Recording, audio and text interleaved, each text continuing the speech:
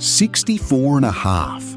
Most people think nothing changes until 65 hits, then nothing changes until 67. Wrong on both counts.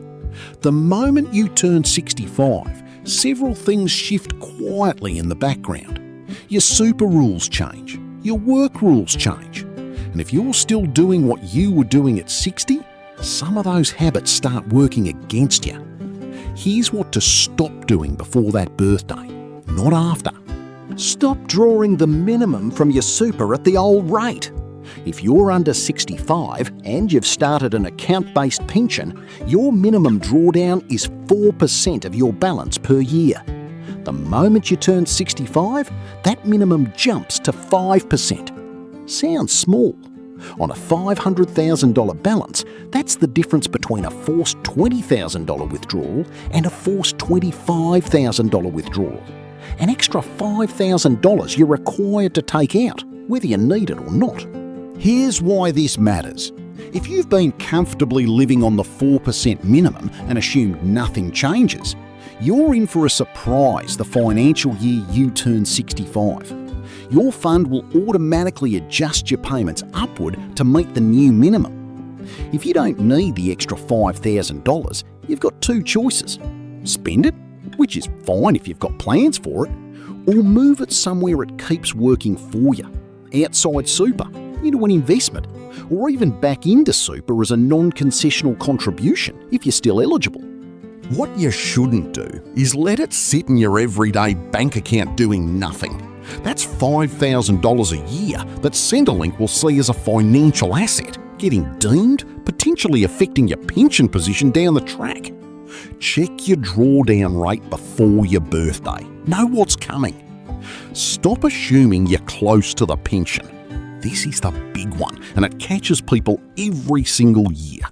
65 feels like retirement age. It was retirement age for your parents. It's in your head as the number. But the age pension age is 67, not 65. Hasn't been 65 for years, and there's no plan to change it back. So at 65, you're not 2 minutes from the finish line, you're 2 years away. And those 2 years need funding from somewhere.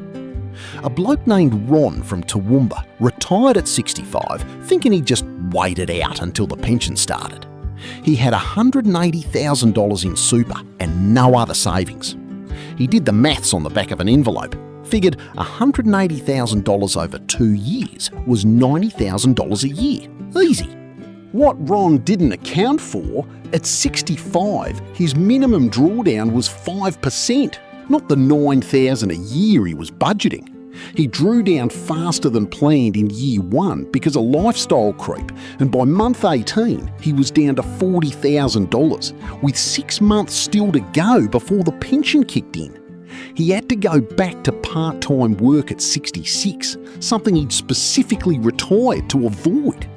If you're 65 and planning to stop working, do the maths on the full 2-year gap to 67. Not roughly, exactly. What's your balance? What's your forced minimum drawdown at 5%? And does that get you to 67 without a crisis? Stop ignoring the work bonus if you're still earning anything. Here's something most people don't realise applies to them at 65 specifically. The work bonus lets you earn up to $300 per fortnight from employment without it affecting your pension once you're on the pension. But the work bonus income bank starts accumulating from the day you become eligible, and unused amounts carry forward up to $11,800. If you're 65 now and planning to apply for the pension at 67, here's the thing. If you do any paid work between 65 and 67, even if you're not on the pension yet, it doesn't directly bank into the work bonus. But what it does do is keep your super balance growing through employer contributions, and it reduces how much you need to draw from your own savings during the bridge years. A woman named Carol from Bendigo, 65, picked up 2 days a week at a local pharmacy, $24,000 a year. Her employer puts in 12% super, about $2,880 a year, while she's also not drawing from her own super at the same rate she would be if fully retired. 2 years of this, from 65 to 67, and Carol's super is roughly $50,000 better off than if she'd fully retired at 65 and lived purely on drawdowns. If you're 65 and even slightly able to do some part-time work, stop assuming it's not worth it because of tax or whatever you've heard. Run the actual numbers. It's almost always worth it in this specific 2-year window. Stop leaving your binding death nomination unchecked. I've said this before about 55, but 65 is the second deadline that matters. Most binding death benefit nominations in industry super funds lapse every 3 years. If you set one up at, say, 58 or 59 when you first started thinking seriously about your super, it's probably expired by 65. At 65, your super balance is likely at or near its peak. This is the most money that's ever been sitting in that account, governed by a piece of paper that might be 6 years out of date. A man named Jeff from Newcastle set up a binding nomination at 58, naming his wife. They divorced when he was 62. He remarried at 64.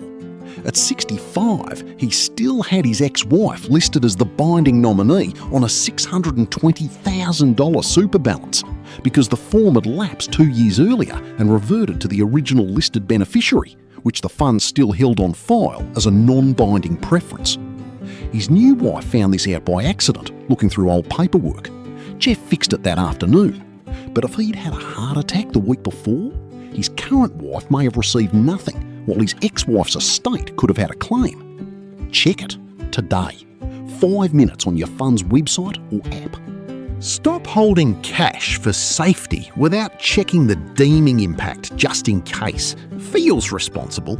At 65, with the pension 2 years away, that cash starts mattering for a different reason. Centrelink deems your financial assets, including bank accounts, at 1.25% on the first $64,200 single and 3.25% above that as at March 2026 rates. This deemed income counts toward your income test when you eventually apply for the pension. It's not that holding cash is wrong, it's that at 65, with the pension application 2 years out, it's worth knowing how that cash will be assessed before you apply, not finding out after. If you've got $100,000 sitting in a savings account earning 4% interest, Centrelink will deem $1,151 from the first $64,200, probably less than what you're actually earning there, but 3.25% on the remaining $35,800, about $1,164, regardless of what that portion is actually earning. Knowing this at 65 gives you 2 years to structure things, paying down any remaining debt, prepaying expenses, or simply understanding what your assessable position will look like when you turn 67. 5 things. Check your new 5% drawdown rate. Stop assuming 65 means close to the pension. It's still 2 years away. Use the work bonus window if you can. Check your binding death nomination and understand how your cash gets deemed before you apply. None of these are crises. All of them are 30-minute fixes. But they're 30-minute fixes that almost nobody does because 65 doesn't feel like a deadline. It just feels like a birthday. It's not just a birthday. It's a checkpoint. Are you turning 65 this year or already past it? Drop it in the comments and tell me which of these 5 you've actually checked. I'm the Retired Aussie. I'll see you in the next one.